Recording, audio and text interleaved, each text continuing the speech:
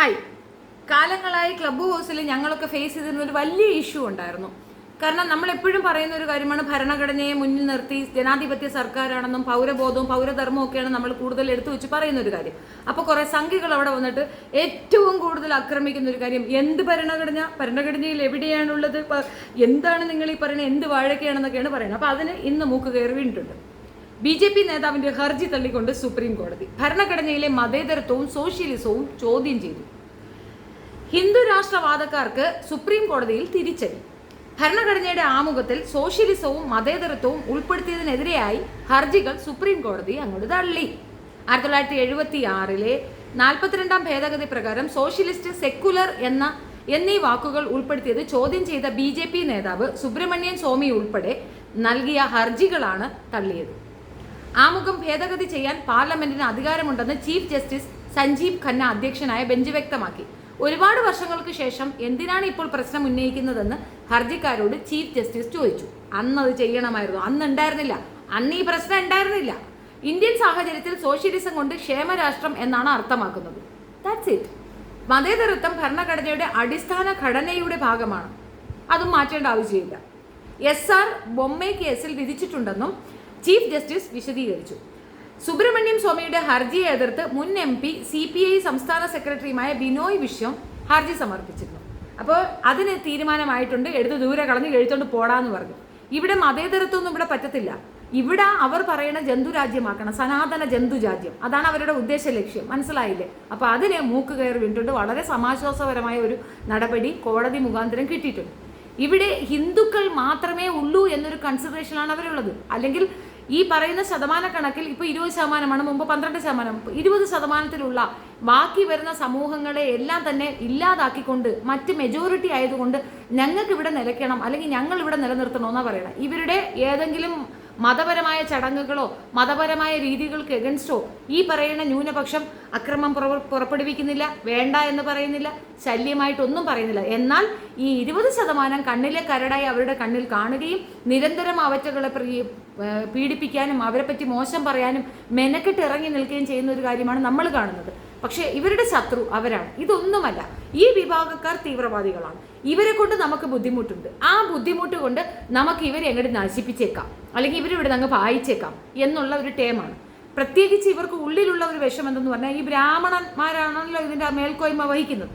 ഈ നമ്മുടെ ഇപ്പോൾ അതിനൊരു തെളിവ് വേണമെങ്കിൽ ഞാൻ പറയാം. നമ്മുടെ ഈ മതത്തിൽ നിന്ന് അങ്ങോട്ട് പോയി ചാടിയവരൊക്കെ തന്നെ പിന്നെ ബ്രാഹ്മണ്യത്തിൻ്റെ ഒരു വിശാലത പറയുന്നത് കേൾക്കാം. അതെന്തുകൊണ്ടാണെന്ന് അറിയാമോ? ബ്രാഹ്മണന്മാർക്കാണ് അവിടെ ക്വാളിറ്റി, അല്ലെങ്കിൽ ബ്രാഹ്മണന്മാർക്കാണ് അവർക്ക് വാല്യൂ. അല്ലാതെ വരുന്നവർക്ക് വെറും മ്ലേച്ഛന്മാരാണ്. അങ്ങനെയുള്ള മ്ലേച്ഛന്മാർ മതം കൂടിയതാണ് മേത്തന്മാരെന്നാണ് അവന്മാർ പറയുന്നത്. അപ്പോൾ ഈ മതത്തിൽ നിന്ന് അങ്ങോട്ട് ചെന്നാലും അവരുടെ ഉള്ളിൽ ആ ബ്രാഹ്മണ്യം തന്നെയാണുള്ളത്. ഹിന്ദു മതം ഒരു മതം, ഭയങ്കര മതം, ഒറ്റ ഇതായിട്ട് നിൽക്കുകയാണെങ്കിൽ ആളുകൾ ഇവിടുന്ന് അങ്ങോട്ട് പോയിക്കോളും, ഒരു കുഴപ്പമില്ല, ഞാനും തയ്യാറാണ് അങ്ങോട്ട് വരാം. പക്ഷേ ഇതങ്ങനെയല്ലല്ലോ. പാണൻ, പറയാൻ പോലെ, ചക്കൻ, ചമ്മൻ, ചമ്മട്ടൻ, ഇങ്ങനെ കുറേ ലെവലായിട്ട് വെച്ചിരിക്കുകയാണ്. ഒരാളുടെ ജാതി വെച്ചുകൊണ്ട് വൃത്തികെട്ട രീതിയിൽ ഈ പറയുന്ന രീതിയിൽ സഹജീവിയെ അധിക്ഷേപിക്കുന്ന ഒരു വൃത്തികെട്ട സംഗതി അവർക്കിടയിൽ ഉണ്ട് എന്നുള്ള തിരിച്ചറിവ് അവർക്കില്ല. ഒൺസ് ഈ വിഭാഗക്കാരെ ആക്രമിക്കുക, ഒതുക്കുക, എന്നിട്ട് മൊത്തം അങ്ങോട്ട് ഭരിക്കുക, മൊത്തത്തിൽ അവരൊക്കെ അങ്ങോട്ട് രാജകീയമായിരിക്കുക. പിന്നെ എന്താണ് ഇവിടെ ഈ ഫാസിസം അങ്ങോട്ട് കൊണ്ടുവരിക. അല്ല, മതേതരത്വം കഴിഞ്ഞാൽ പിന്നെ ജനാധിപത്യത്തെ അവരെടുത്ത് കളയും. അതാണ് അവരുടെ ഒരേ ഒരു രാജാവ്. ഇപ്പം സുരേഷ് ഗോപി വന്ന ഒരേ ഒരു രാജാവ്, മോദി വന്ന ഒരേ ഒരു രാജാവ്, ഇവന്മാർക്കെല്ലാം ഒരേ ഒരു രാജാവ്. ഇവർക്ക് രാജ പ്രജ എന്നൊരു ചിന്താധാര മാത്രമേ ഉള്ളൂ. ഇത്രയും പ്രോഗ്രസീവായ ഒരു രാജ്യത്ത് എൻ്റെ പ്രജകൾ എന്ന് ആരാ പറഞ്ഞത്? സുരേഷ് ഗോപിയെ പറഞ്ഞത്. അപ്പം അവർക്ക് ഇപ്പോഴും അത് പ്രജകൾ എന്നാണ്, പൗരന്മാരെന്നുള്ള ചിന്താധാര അവർക്ക് ഇതുവരെ വന്നിട്ടില്ല. അത് തന്നെയാണ് അവർ കണ്ടിന്യൂസ്ലി പറഞ്ഞ് ഫലിപ്പിക്കാൻ ശ്രമിക്കുന്നത്. ഞങ്ങളൊക്കെ ഏറ്റവും കൂടുതൽ ആക്രമണം നേരിട്ടതും ഈ ഒരു കാര്യം വന്നിട്ടാണ്. ഈ പറയുന്ന ഭരണഘടനയുടെ ആമുഖത്തിൽ എവിടെയാണോ മതേതരത്വം, എവിടെയാണോ ഇതുള്ളത്, ഒന്ന് കാണിച്ചതാണോ? ഇങ്ങനെയൊക്കെയായിരുന്നു ഇവന്മാരുടെ വെല്ലുവിളി. അതെടുത്ത് കളയും. അവസാനം ആ കാര്യം നമ്മൾ എടുത്ത് പറയുമ്പോൾ സെക്കുലറിസമാണ് ഇവിടെ ഏറ്റവും കൂടുതൽ പറയുന്നത്. തീർച്ചയായിട്ടും അതിനെയാണ് മുൻനിർത്തി സോഷ്യലിസവും സെക്കുലറിസവും പറയുകയാണ് ചെയ്യുന്നത്. ഇത് ചൈനയെ പോലുള്ള ഒരു കമ്മ്യൂണിസ്റ്റ് രാഷ്ട്രമൊന്നും ആക്കാൻ ആരും ഉദ്ദേശിക്കുന്നില്ല. പക്ഷേ ഇവർക്ക് ഭയം അതാണ്. അതായത് ഇക്വാലിസത്തിനെയാണ് അവർ ഭയപ്പെടുന്നത്, അല്ലാതെ വേറെ ഒന്നുമല്ല. അതിന് വേറെ പേരുകൾ മാത്രമാണെന്നേ ഉള്ളൂ. ഈക്വൽ അവരെ കൊണ്ട് പരിഗണിക്കാൻ പറ്റുന്ന ഒരു കാര്യമില്ല. സ്ത്രീ ആണും പെണ്ണും തമ്മിലുള്ള ഈക്വാലിസം ഒന്നല്ല. മനുഷ്യനെ ഈക്വലായി കൺസിഡർ ചെയ്യത്തില്ല. ഒന്ന് ഓർത്തുകൊള്ളണം. ദൈവം പറയുന്നത് എന്താണ്? എല്ലാവരും സമന്മാരാണ്, നമ്മളെല്ലാം ദൈവത്തിന്റെ മുമ്പിൽ സമന്മാരാണ്. മരിച്ചു തന്നു കഴിഞ്ഞാൽ എല്ലാവരെയും കൊണ്ട് ഒരു കുഴി തന്നെ ഇടിച്ച് ചന്ദനം വെട്ടി ഉണ്ടാക്കിയാലും മരണം കഴിഞ്ഞു കഴിഞ്ഞാൽ ദൈവത്തിന്റെ മുമ്പിൽ നമ്മൾ സമന്മാരാണ്. പക്ഷെ ഇവർ പറയണത് എന്താണ്? അങ്ങനെയല്ല. ദൈവത്തിന്റെ മുമ്പിൽ പോലും നമുക്ക് വ്യത്യസ്തതയുണ്ട്. കാരണം ഇവരുടെ ദൈവമാണ് പറയണത്. ഈ ചാതുർവർണ്ണ്യം എന്ന് പറയുന്നത് മമ സൃഷ്ടി എന്ന് പറയുന്നത് കൃഷ്ണദൈവമാണ്. അപ്പൊ പിന്നെ അവരുടെ ദൈവം തന്നെ പറയുന്നുണ്ട് ഈ രീതി. ചാതുർവർണ്ണ്യം എന്ന് പറഞ്ഞാൽ നിങ്ങൾക്ക് അറിയാമല്ലോ, വള രീതിയിലുള്ള പല വിഭാഗീയതകൾ അത് ഉണ്ടാക്കിയെടുത്തതാരാണ്? ഇവർ തന്നെയാണ്. അപ്പൊ ചാതുർവർണ്ണ്യത്തിന്റെ മഹത്വവൽക്കരിച്ചുകൊണ്ട് ഇവർ അങ്ങ് എഴുന്നള്ളിച്ച് പറയണതും നിങ്ങൾ കേട്ടുകൊള്ളണം. ഇന്നുള്ള സാധാരണ തരത്തിലുള്ള ഹിന്ദുമത വിശ്വാസികളിൽ ഞാൻ അഡ്രസ്സ് ചെയ്യുന്നത്, ദൈവം ഇതത് മനസ്സിലാക്കുക. അവരെയല്ല പറയണത്. അവരിതൊന്നും ഗഹനമായി പഠിക്കാനോ ഇത്തരത്തിലൊരു വേർതിരിവിനോ അകറ്റി നിർത്താനോ താല്പര്യപ്പെടുന്നില്ല.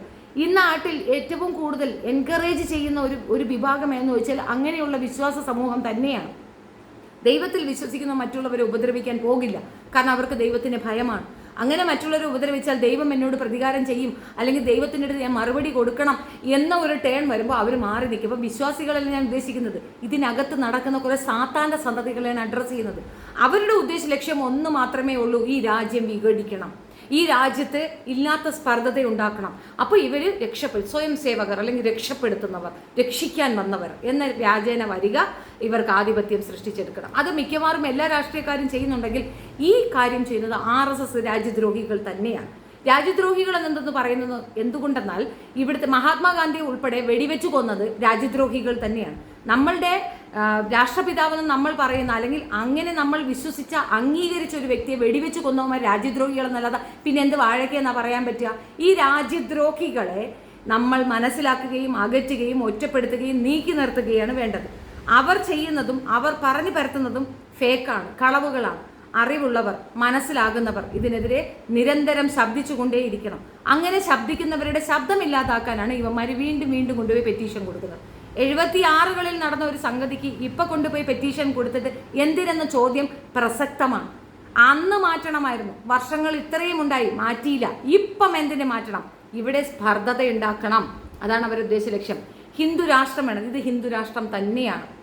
അതായത് 80% വരുന്ന ജനങ്ങൾ ഉള്ളതുകൊണ്ട്, ഇവിടെ മെജോറിറ്റി ഹിന്ദുക്കളായതുകൊണ്ട് ഹിന്ദുമത വിശ്വാസം തന്നെയാണ് ഇവിടെ തൂക്കത്തിൽ നിൽക്കുന്നത്. മറ്റുള്ളവരുമുണ്ട്, പക്ഷേ മതേതര രാജ്യമാണ്. അതിനി ഒരു രാഷ്ട്രമാക്കി പ്രഖ്യാപിക്കേണ്ട ആവശ്യമൊന്നുമില്ല. മതേതര രാജ്യമാണ് നമ്മുടേത്. എല്ലാ മതസ്ഥരും സ്വച്ഛമായി ജീവിക്കും. നമ്മൾ പഠിച്ചത് എന്താണ്? നാനാത്വത്തിൽ ഏകത്വം. എന്താണ് ഈ നാനാത്വം? പല മതം, പല ഭാഷ, പല സംസ്കാരം, പല രീതിയിൽ വിഘടിച്ച് നിൽക്കുന്നവരെല്ലാം ചേർന്ന് നിന്നുകൊണ്ട് ഒരേ ശ്വാസത്തിൽ പറയുന്ന ഒരു കാര്യം, ഒരേ വികാരം, നമ്മൾ ഇന്ത്യക്കാരാണെന്നാണ്.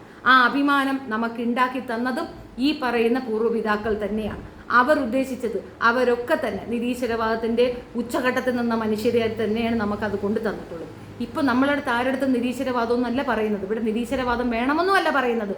പക്ഷേ പിരിയാനും തല്ലി തകർക്കാനും പിന്തിരിഞ്ഞു പോകാനും ഈസിയാണ്. ചേർന്ന് നിന്നുകൊണ്ട് യുണൈറ്റഡായി നിന്ന് നമ്മുടെ ശക്തി കാണിക്കാൻ സാധിക്കണമെന്നുള്ളതാണ് ഞാൻ പറയുന്നത്. ചുറ്റും 4 ദിക്കിൽ നിന്ന് നമ്മളെ ഇട്ടുപൂട്ടിയാൽ പോലും ഇന്ത്യക്കാർ നിലനിൽക്കും. 100 വർഷം അള്ളിപ്പറക്കിക്കൊണ്ട് പോയിട്ടും നമ്മൾ നിലനിൽക്കുന്നുണ്ട്. നമ്മുടെ അസറ്റ് അത്രത്തോളമാണ്. ദൈവം കനിഞ്ഞ് അനുഗ്രഹിച്ചു തന്ന നാടാണ്. പക്ഷെ എന്ത് ചെയ്യാം? ഇത് തല്ലിപ്പൊളിക്കണം, ഇവിടുത്തെ സ്വച്ഛത നഷ്ടപ്പെടുത്തണം, പരസ്പരം കൊമ്പ് കോർക്കണം, അടിക്കണം. നമുക്ക് പ്രശ്നമുണ്ടാവത്തില്ല. നമ്മൾ തിരിച്ചറിവിൻ്റെ പാതയിലെത്തി. അടുത്ത ജനറേഷൻ വരുന്നുണ്ട്. ആ കുട്ടികളുടെ സ്വച്ഛതയ്ക്ക് വേണ്ടിയിട്ട് നമ്മുടെ പൂർവ്വപിതാക്കൾ നമുക്കെന്ത് വേണ്ടി ചെയ്തു വെച്ചോ അത് നമ്മളും ചെയ്തു വെക്കണം. നമ്മളുടെ അധികാരമാണത്, നമ്മളുടെ അവകാശമാണത്, നമ്മളുടെ കടമയുമാണത്. അത് നിങ്ങൾ നിറവേറ്റണം. നിരന്തരം പറയാൻ കഴിയുന്നവരൊക്കെ തന്നെ ഈ ഫേക്കോളികളുടെ ഫേക്ക് വർത്തമാനത്തിനെതിരെ നിരന്തരം ശക്തമായി പ്രതികരിക്കണമെന്നാണ് എനിക്ക് പറയാനുള്ളത്. ഈ വസ്തുത ഞാൻ അറിഞ്ഞപ്പോൾ തന്നെ ഞാൻ നിങ്ങളിലേക്ക് കൊണ്ടെത്തിക്കണമെന്ന് ആഗ്രഹിച്ചതാണ്. അപ്പോൾ ഇവന്മാർ തോറ്റ് തുന്നമ്പാടി എടുത്ത് ചവറ്റുകുട്ടയിലിട്ടിട്ടുണ്ട് സുപ്രീം കോടതി. തീർച്ചയായിട്ടും ഇതിനെതിരെ പ്രവർത്തിച്ച ആര് തന്നെയായിരുന്നാലും അവർക്കൊക്കെ എൻ്റെ നന്ദി അറിയിക്കുന്നു. ശരിക്കും നാളെയുടെ വാഗ്ദാനങ്ങളാണ് അവർ. കാര്യം മനസ്സിലാക്കി ഈ ഒരു വൃത്തികെട്ട ടേമിലേക്ക് ഇതിനെ കൊണ്ടുപോകാൻ ശ്രമിച്ചവർക്കെതിരെ ശക്തമായി നിലകൊണ്ട എല്ലാവരും രാജ്യസ്നേഹികളാണ്. ഇതിനെ നശിപ്പിക്കാൻ ഇറങ്ങി നിന്ന ഏത് വൃത്തികെട്ടവനായാലും അവനൊക്കെ രാജ്യദ്രോഹികളുമാണ്. And that's it. എൻ്റെ വീഡിയോ ഇഷ്ടപ്പെടുകയാണെങ്കിൽ ലൈക്ക് ചെയ്യണം, ഷെയർ ചെയ്യണം and subscribe my channel. Bell button ഞെക്കിയാൽ കൂടുതൽ അപ്ഡേഷൻസ് ഓൺ ടൈമിൽ നിങ്ങളുടെ അടുത്തേക്ക് എത്തുന്നതായിരിക്കും. Thank you so much.